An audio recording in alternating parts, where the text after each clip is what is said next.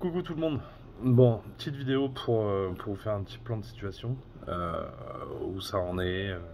Et je vais faire un petit récap vite fait.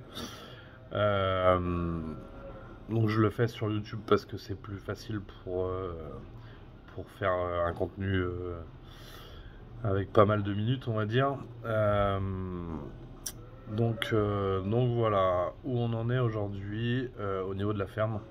Donc comme vous le saviez, on était en liquidation judiciaire. Donc qui dit liquidation judiciaire dit que c'est la fin. Euh, on a cherché de multitudes de solutions, euh, mais on va dire que ce système agricole est un système qu'on pourrait un peu appeler mafieux quand même, pour plusieurs points.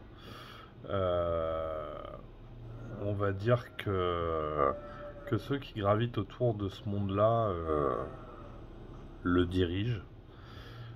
Donc moi, en étant en liquidation judiciaire, avec évidemment un passif, euh, avec des erreurs qui ont été faites euh, par moi, mais aussi par d'autres personnes, du coup qui a engendré qu'il n'y avait pas de solution en fait à proprement dite. Donc le parcours de la liquidation a démarré. Donc une liquidation avec une poursuite d'activité, ce qui veut dire qu'on continue à travailler en espérant pouvoir, euh, léguer l'exploitation en fait dans son intégralité et et en gardant les vaches en fait, ce qui était pour moi une priorité. Donc de là a démarré quand même un gros parcours du combattant. Ceux qui l'ont déjà vécu,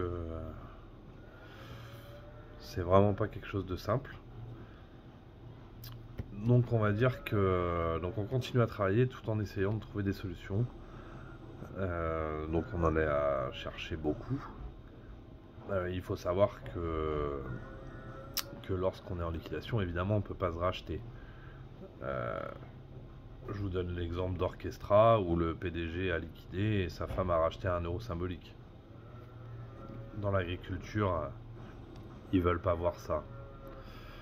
Euh, donc du coup, on va dire que toutes les portes se fermaient au fur et à mesure, parce qu'on a essayé de trouver des solutions, même avec Pauline, même si tout ça a du coup engendré beaucoup de difficultés.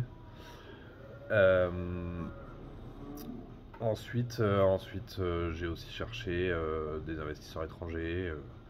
J'ai eu plusieurs pistes, euh, mais c'est pas des choses qui me convenaient. Et on va dire que Dieu est grand. Et, euh, et en réalité, j'ai un propriétaire terrien. Comme vous le savez, sur des exploitations, on n'est pas propriétaire de toutes les terres. Et donc j'avais un propriétaire historique sur la ferme familiale euh, qui a contacté mon père pour savoir ce qu'il en devenait, ce qui allait se passer, tout ça. Et de là, on lui a un peu expliqué la problématique. Et c'est une personne qui aime l'agriculture. Euh, et donc, du coup, on a réfléchi à un projet. On a réfléchi à un projet. Il a réfléchi aussi de son côté avec une autre personne. Ce qui fait qu'ils ont été emballés par l'idée, emballés par le fait de pouvoir pérenniser cette exploitation qui en fait est toute jeune. Alors même si ça a été c'est pas du neuf, mais on va dire qu'il y a quand même eu beaucoup de choses de faites dans ces 5 dernières années. L'outil de production était quasiment arrivé au bout en fait, on avait quasiment tout fini. Euh, du coup, euh, du coup, de là, eux ont monté le projet et, euh, et l'ont présenté au tribunal. Faut savoir que quand on... Donc c'est ouvert à tout le monde, hein, mais là aussi, en fait, il y a des choses qui sont un peu bizarres. Ça veut dire qu'on transfère un outil, mais pas tout. Enfin, je vais pas rentrer dans tous les détails, euh, mais, euh, mais je trouve inadmissible ce qui peut être fait dans le monde agricole et qui est en plus souvent fait sous silence. C'est-à-dire que impunément on peut aller grappiller un peu partout, par exemple des terres, sans que ça gêne qui que ce soit. Euh, on peut. Donc là, en l'occurrence, c'est quelqu'un de chez moi, hein. Je pense qu'il y en aurait eu d'autres qui auraient bougé s'ils avaient su que c'était possible. Euh, je trouve ça malsain en fait. Et, euh, et tellement mauvais en fait. Après, c'est comme tout, hein, chacun pense qu'à son exploitation. Alors de plus en plus aujourd'hui, l'agriculture est en train de devenir individualiste à outrance. C'est la guerre aux hectares, c'est la guerre en tout. Ah non, par contre, les volumes de lait là, c'est moins la guerre. C'est moins la guerre, donc tout le monde veut des terres mais plus de lait. Bah ouais, parce que le lait n'est pas rémunérateur. Euh, donc c'est pesant, c'est très très très pesant. Mais on a gardé le cap, on avance. Aujourd'hui, du coup, c'est eux qui sont propriétaires de l'exploitation. Il va falloir se battre pour réussir à avoir une assise foncière suffisante pour pouvoir continuer. Euh, faut savoir que faut savoir que par exemple avoir des dettes à l'extérieur, c'est pas quelque chose qu'on aime. C'est souvent dû à justement des enchaînements et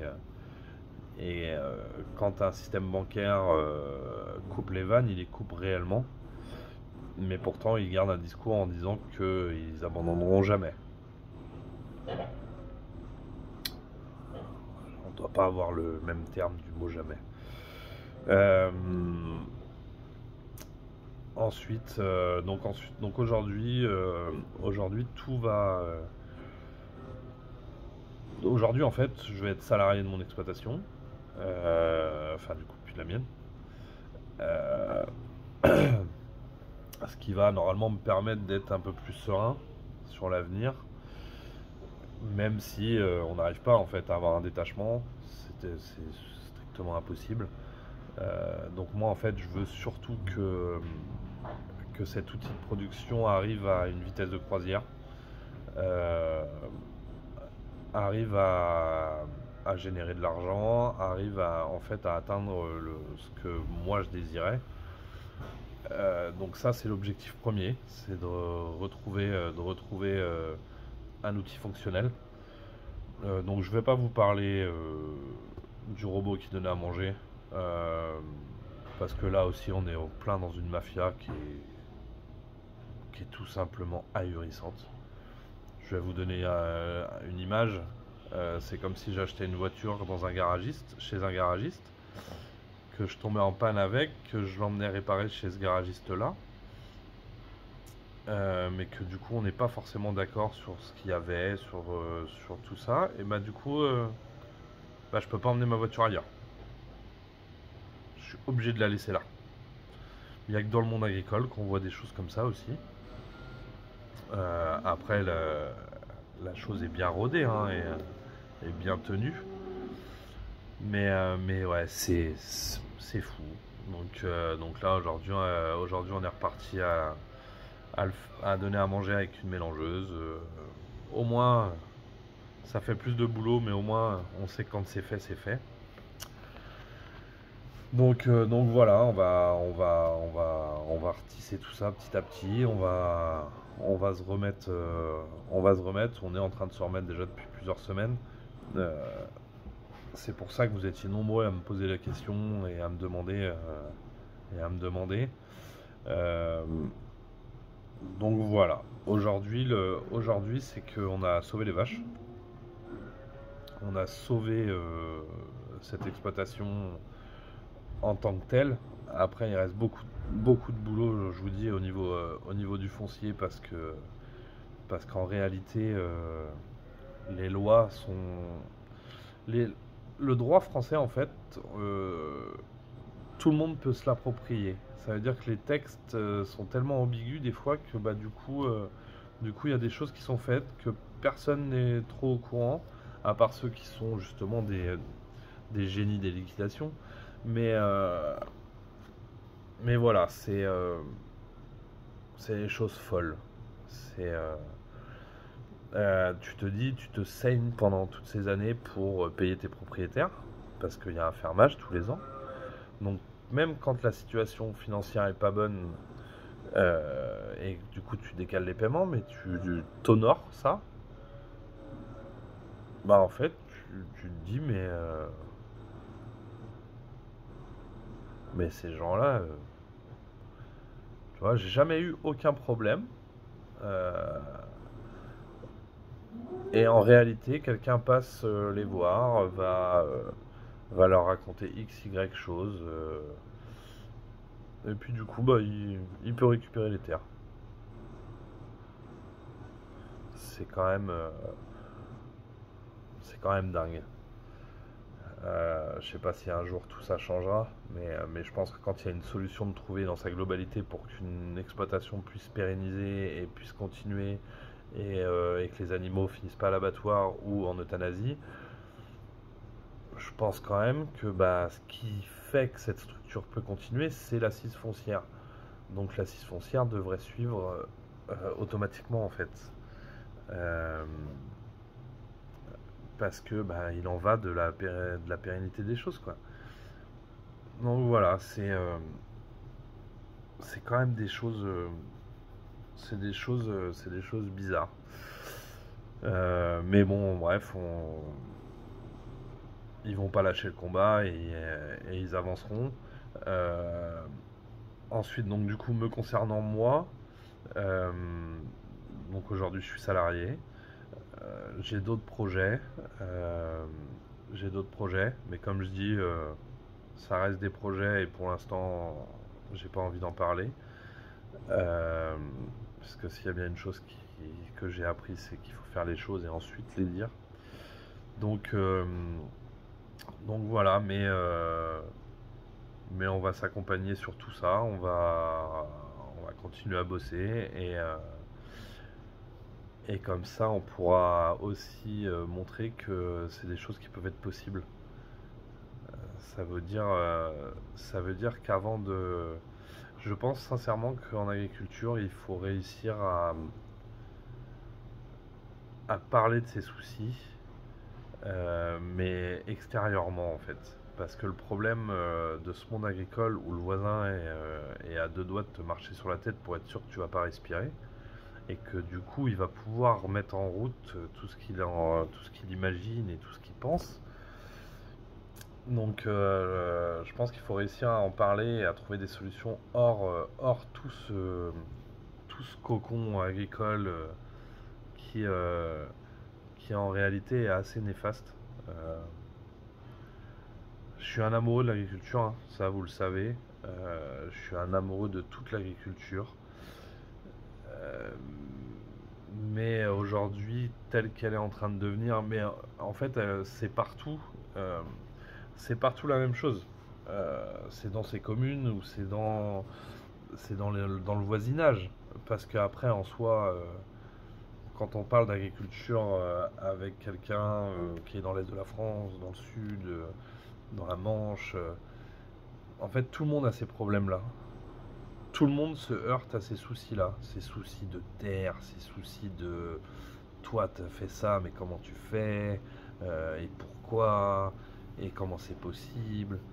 Euh, voilà, je pense que le monde agricole devrait plutôt se soutenir et continuer à essayer de montrer cette belle image qu'on a et qu'on fait tous les jours pour nos vaches, pour nos champs, pour enfin, nos cultures, pour tout ça, plutôt que de, plutôt que de continuer à s'acharner entre les uns et les autres pour aller grappiller 2, 3, 5, 10 hectares. Bon là en l'occurrence c'est un peu plus, hein.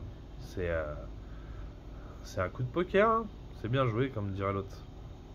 Mais je suis pas sûr qu'on emmène ça au paradis. Euh, donc voilà, un petit peu. On va dire qu'on est soulagé, réellement. Moi, je suis allé au bout de ce que je souhaitais, c'est-à-dire ne pas perdre cet outil-là. Je suis allé encore plus au bout parce que j'ai la chance de pouvoir continuer à y travailler parce que c'est un peu mon bébé quand même. Euh, Comme on dit, on en apprend tous les jours, on continue d'en apprendre. C'est passionnant, c'est plein d'emmerdes, mais on aime ça. Euh, c'est aussi quand même très destructeur parce que bah, c'est un engagement de beaucoup de temps. Euh, et du coup, bah, voilà, ça peut détruire des familles, ça peut. C'est pas facile et c'est pour ça que moi je veux remettre l'agriculture au grand jour au niveau de la France parce que les gens ont oublié que derrière cette brique de lait, quand c'est marqué 35 centimes, 34 centimes, non, 40 centimes à l'éleveur, la réalité en est tout autre. Euh, L'éleveur aujourd'hui, quand on fait 1% de résultat, 1% de bénéfices sur une exploitation agricole, c'est bien. Enfin bon, quand je dis 1%, on se comprend, mais beaucoup sont en négatif. Aujourd'hui, on entend plus de gens arrêtés que d'installations. Enfin voilà, je pense qu'il y a un réel problème. Mais ce réel problème, on doit le voir aussi avec tous les organismes qui tournent autour de l'agriculture. Dans nos fermes, quand on dit qu'on nourrit 10 à 11 familles et que l'agriculteur lui-même ne peut plus se nourrir, il y a quand même quelque chose qui me chagrine. Et, euh, et quand je vois des redressements ou c'est des périodes tellement compliquées où on se retrouve seul, mais réellement seul. Moi, je prends l'exemple, hein, quand je me suis installé, j'avais 10 commerciaux qui passaient par semaine. Ah, quand j'ai été en liquidation, zéro. Ah si, un petit jeune de BTS qui se perd parce que son fichier n'est pas à jour, mais non, enfin, faut arrêter. Faut arrêter tout ça. Euh, sur ce, je vous expliquerai parce que j'ai un projet YouTube. Je vous l'expliquerai en temps et en heure. J'espère que vous serez présents. Ça va prendre du temps, donc je vous dis pas que ça arrivera la semaine prochaine, mais dans un système de vlog un petit peu. En fait, ce que je sais mieux le faire, c'est pas me prendre la tête et faire les choses avec mon cœur, donc ce sera assez tourné autour de ça. Euh, donc n'hésitez pas à vous abonner, même si vous allez rester quelques mois sans vidéo, mais donc voilà. Euh, et merci à tous pour le soutien quotidien, pour votre bienveillance et pour tout ça. Et grosse force à tous les agriculteurs qui ne lâchent rien. Et il faut rien lâcher, mais je pense qu'il faut réussir à retrouver un petit peu d'humanité. Ce serait que bénéfique.